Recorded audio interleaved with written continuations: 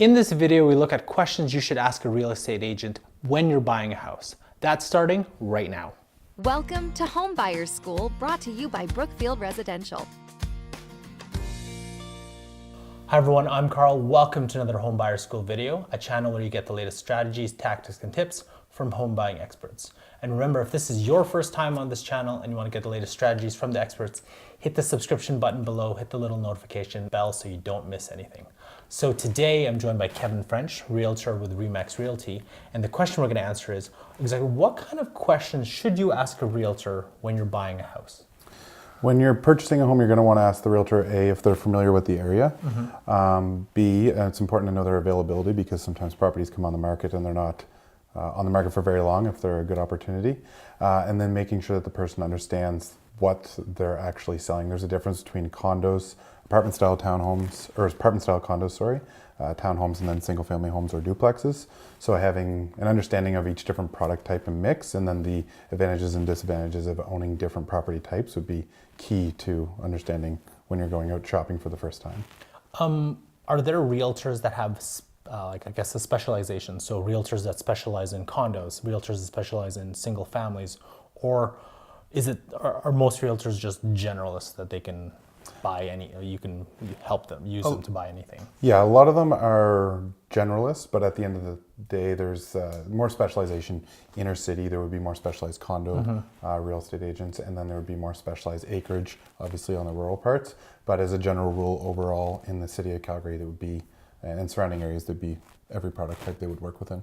And speaking of specialization, I know you touched on making sure that realtor knows the area, right? So are there realtors that just work a specific area of, let's say, a city or a town or whatever? Yeah, a lot of realtors tend to focus their business on a certain part of the area that you typically where they live, and then service those clients within that neighborhood.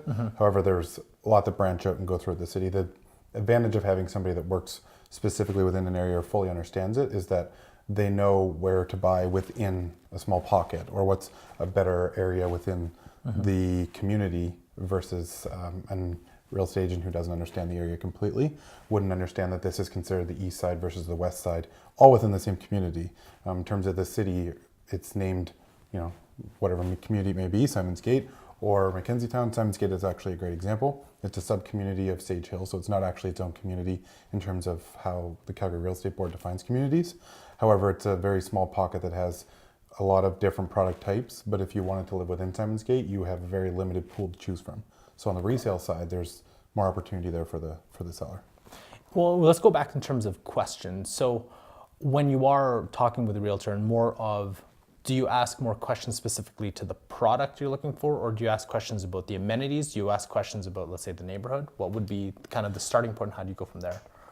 Most important would be to choose what works for the lifestyle of the buyer. So they're looking at whether they want schools, whether they want to be nearby amenities, whether they want quick access to main roads so they can get to work easier for travel. That's going to be key, and then working from there would be creating your wish list and then working with what that buyer wants within those communities that tick all those boxes. Got it. So once you've settled on an actual house, what kind of things that you would want to check or work with the realtors in terms of checking for that product or home?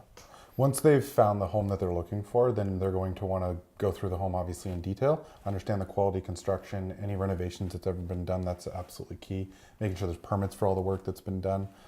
Buying a home without that is obviously a bit scary. And then having an overall feeling for how well the home was taken care of. A lot of that will come down to the property inspection. So after you've purchased, you'd be going through the home with the home inspector, room by room.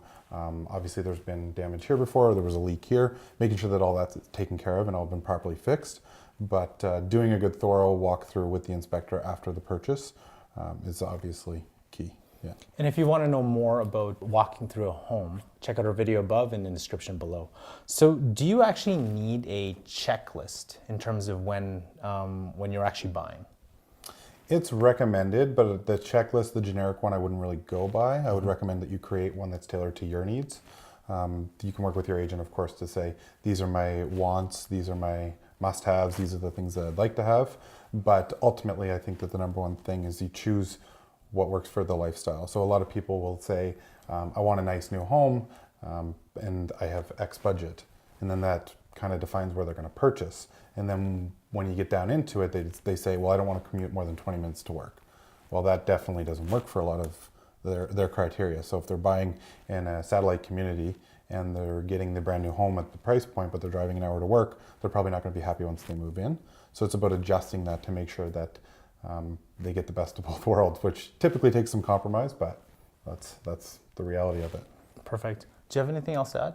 No, I'm good. Awesome. The question of the day I have for you is, what questions did you ask your realtor when buying your last home? As well as what are some of the critical questions that you believe helped you make that home purchase? Let us know in the comment section below. If you want to watch more videos about home buying, check out these videos here, as well as don't forget to subscribe to our channel to learn more from the experts. Thank you for watching, and we'll catch you in our next video.